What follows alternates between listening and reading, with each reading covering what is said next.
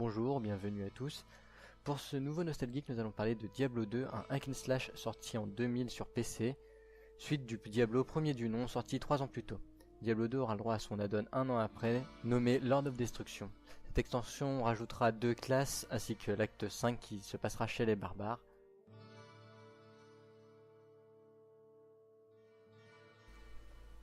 L'Amazone guerrière de distance spécialisée dans l'arc ainsi que le javelin.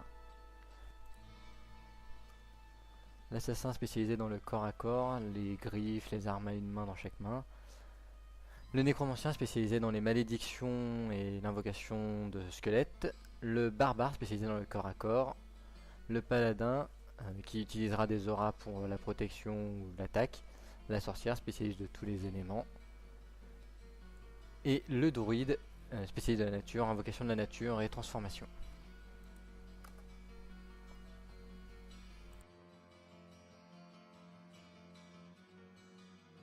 Comme on peut le voir, c'est une des grandes forces du jeu, c'est l'énorme panel de compétences qui s'offre à nous. Donc tous ces choix de compétences apportaient de petits soucis lorsqu'on jouait pour la première fois, c'était de trouver un build qui soit à la fois performant et qui nous corresponde.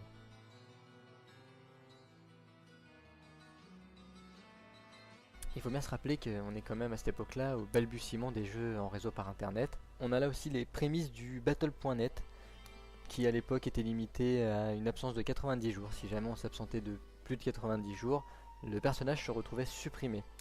Par contre, il y avait deux modes. Il y avait un mode dans lequel le personnage était uniquement disponible pour internet, et un mode dans lequel on pouvait continuer de jouer le personnage sur la machine en local.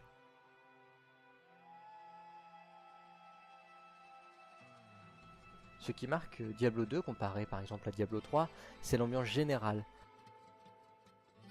Les sous-sols par exemple ne mettent pas en confiance, les maisons sont brûlées. Il y a aussi la portée de visibilité, c'est-à-dire qu'on ne voit pas tout l'écran. Certains endroits vont être masqués par exemple dans les grottes. Alors bien sûr c'est sûrement dû à la capacité des ordinateurs de l'époque à pouvoir afficher le tout.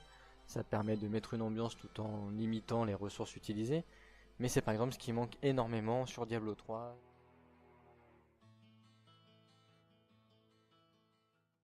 Et bien sûr, Blizzard oblige, les cinématiques sont magnifiques. Je vous laisse admirer un peu la propreté de la vidéo pour l'époque.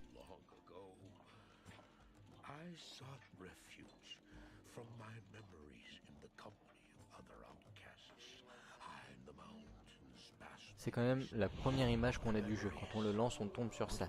Je me permets une avance rapide pour vous montrer une scène un peu plus révélatrice de la qualité du studio qui a réalisé les animations. Regardez les flammes, les reflets, les effets de transparence. Et bien sûr, Diablo 2, c'est aussi jamais là. C'est le logiciel de triche, pas que le personnage. Avec ce logiciel, on pouvait modifier les stats du personnage, les statistiques de l'arme, les dégâts, répartir les points de compétence comme on entendait. On pouvait monter jusqu'à 99 dans une compétence pour voir si c'était utile ou pas, pouvoir faire les courbes, etc.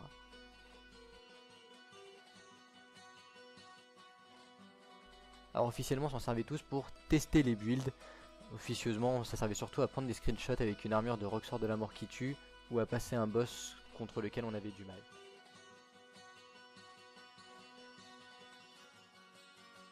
Alors pourquoi tester un build? On en a un petit peu parlé tout à l'heure, il y a beaucoup de compétences, mais il n'y a pas moyen de regagner les points dépensés. Donc si jamais on s'est planté en mettant un point dans une compétence à un endroit, on n'a pas moyen de le récupérer.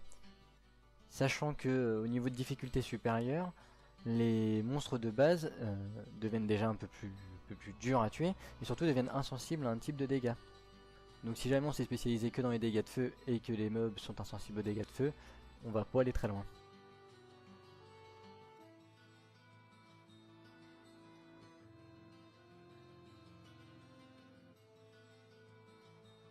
Alors le PVP, gros point noir de Diablo 2 et de son extension. Pour rentrer dans une zone de PVP, il suffisait juste d'aller dans une ville, un joueur se mettait hostile, donc il avait une case à cocher, et à partir de ce moment-là, ça y est, c'était réglé. Il n'y avait pas de zone dédiée comme dans Diablo 3, c'est dès qu'on sortait de la ville, on pouvait se taper dessus et se cogner.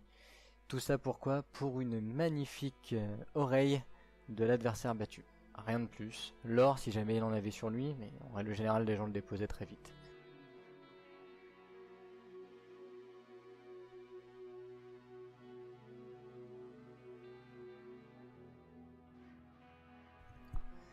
C'est tout ça qui a fait de Diablo 2 une légende dans le jeu, c'est tout ça qui a fait que des gens se sont jetés sur Diablo 3 à la sortie. Moi le premier, c'est pour ça que beaucoup en sont déçus. Dans Diablo 3, on ne retrouve pas l'univers présent de Diablo 2. Les trophées sont des bouts de phrases tirés de Diablo 2, c'est-à-dire par exemple le trophée de Descartes-Kane, restez un instant et écoutez-moi. C'est la phrase qu'on entendait le plus dans Diablo 2 parce que Descartes-Kane pouvait identifier nos objets rares. Il n'y avait pas le monde des poneys, c'était le monde des vaches. C'était quand même un peu autre chose. On restait vraiment dans de l'univers glauque, même dans le monde bonus.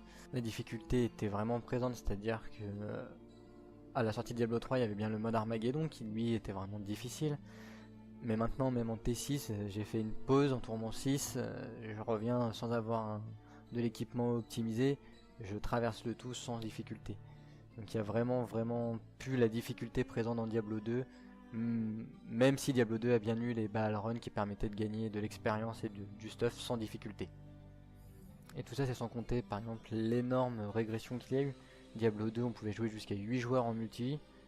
Diablo 3 on y joue qu'à 4. C'est quand même assez impressionnant un retour en arrière sur un jeu multi pour avoir moins de joueurs qu'avant.